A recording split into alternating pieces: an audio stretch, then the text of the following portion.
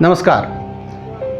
KM. Munshi के ऐतिहासिक पृष्ठभूमि पर लिखे गए उपन्यासों में पृथ्वी वल्लभ का अपना विशिष्ट स्थान है।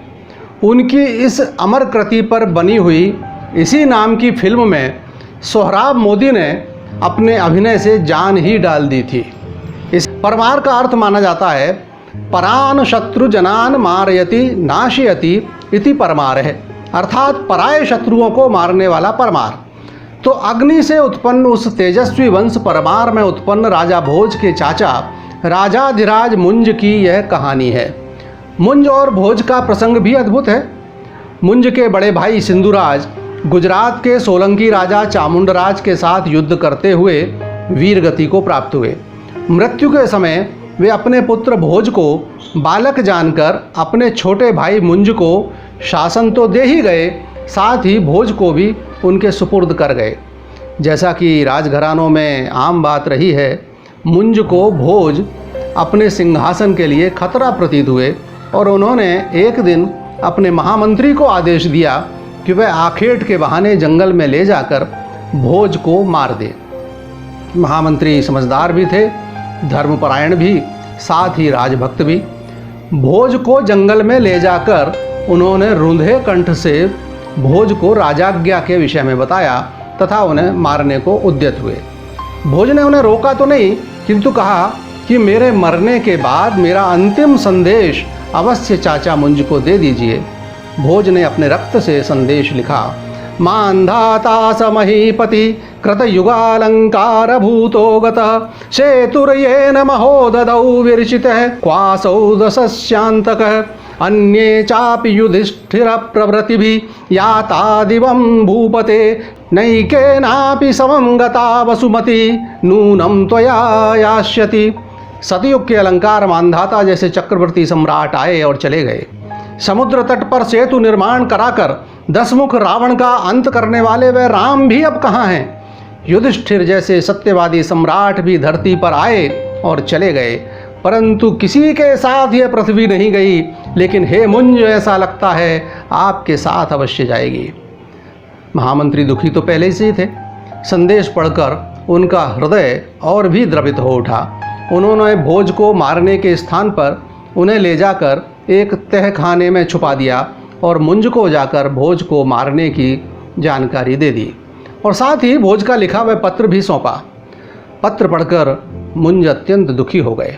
उनका मन उन्हें धिक्कारने लगा, यहाँ तक कि उन्होंने प्रायश्चित स्वरूप चिता में जलकर मर जाने का निर्णय ले लिया। महामात्य ने उन्हें रोका और वास्तविकता से अवगत करा दिया। कहने की आवश्यकता नहीं, उसके बाद मुंज बिल्कुल ही बदल गए। भोज को उन्होंने युवराज घोषित कर दिया। खैर, यह तो हुई भूमिका। अब मुख्य कहानी पर आते हैं। मुंज अत्यंत पराक्रमी राजा थे। उन्होंने हूणों के अतिरिक्त कलचुरी शासक युवराज के अतिरिक्त दक्षिण के चालुक्य राजा तैलब को तो कई बार परास्त किया था। वे तैलब को हर बार पराजित करते, फिर अपने पैर धुलवा कर छोड़ देते। 15वीं बार भी यही हुआ तो उन्होंने तैलब को समझाया कि क्यों बार बार लड़ने आ जाते हो भाई, अच्छा हो मित्र बनकर ही रहो। तैलब ने भी भविष्य में आक्रमण न करने का वचन उन्हें दिया।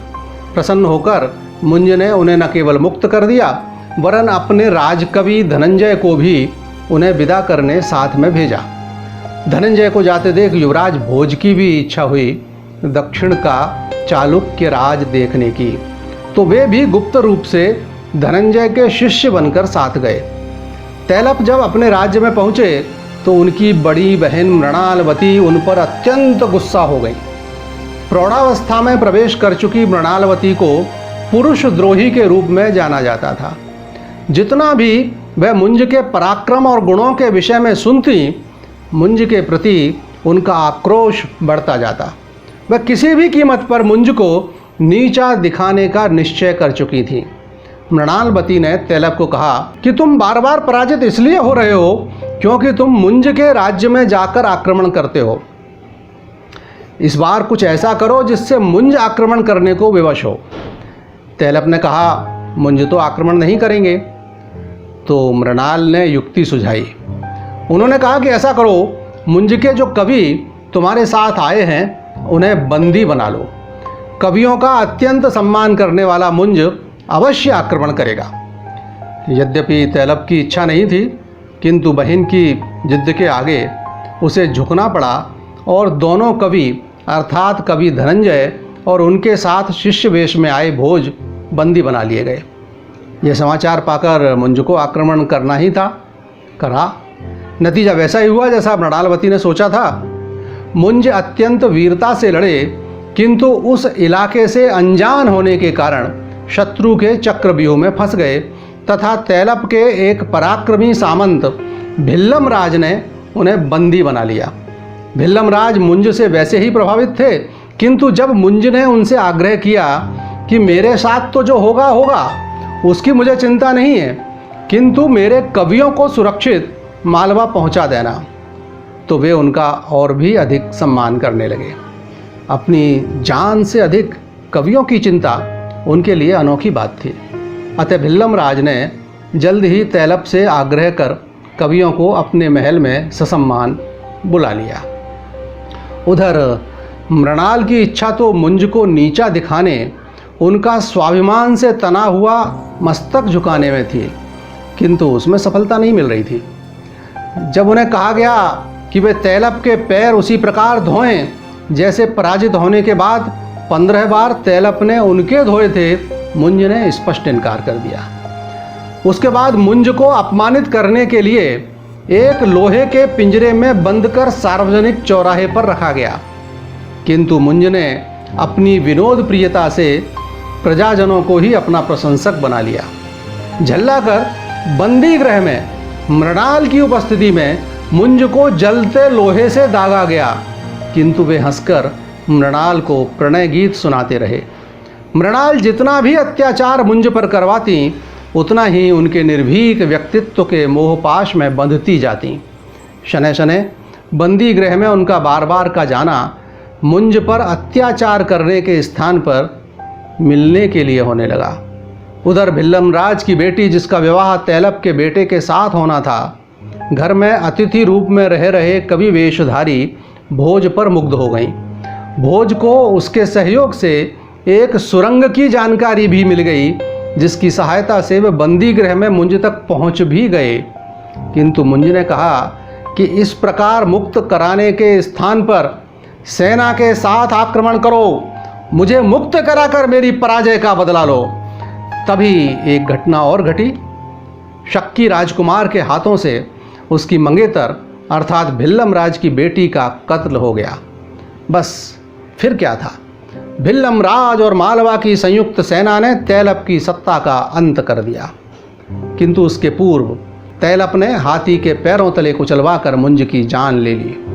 आइए उपन्यास और फिल्म के अंतिम दृश्य में हम भी आज के कथानक का समापन देखते हैं। मदमस्त हाथी के सामने खड़े मुंज गर्व से सीना तान कर तैलब से हंसते हुए कहते हैं, अवंतिका के सिंहासन पर सिंह के समान मेरा भोज गर्जना कर रहा है और स्यून देश में भिल्लम राज मेरा बदला लेने के लिए तिलमिला रहा है। तेरी बहन और तेरी प्रजा भी तेरी नहीं रही, मेरी हो गई है। किसकी विजय हुई, तेरी या मेरी? तू मुझे नीचा दिखाना चाहता था, किंतु मैं मस्तक ऊंचा किए हुए ही अपना जीवन समाप्त करूंगा, जबकि तू राज हत्या का पाप बटोर रहा है। कौन है विजेता, तू या मैं? गजराज आगे बढ़ो, पृथ्वी वल्लभ तेरे निकट आया है। और इस प्रकार गते मुंजे यशः पुंजे निरावलंबा सरस्वती, यशस्वी मुंज के जाने के बाद सरस्वती का अवलंब समाप्त हो गया। लगातार एक ही स्वाद उबाऊ हो जाता है, इसलिए आज इस प्रतापी स्वाभिमानी किंतु साथ ही कवि हृदय अनुरागी राजा की यह दुखांत प्रणय गाथा आपके सम्मुख है। नमस्कार।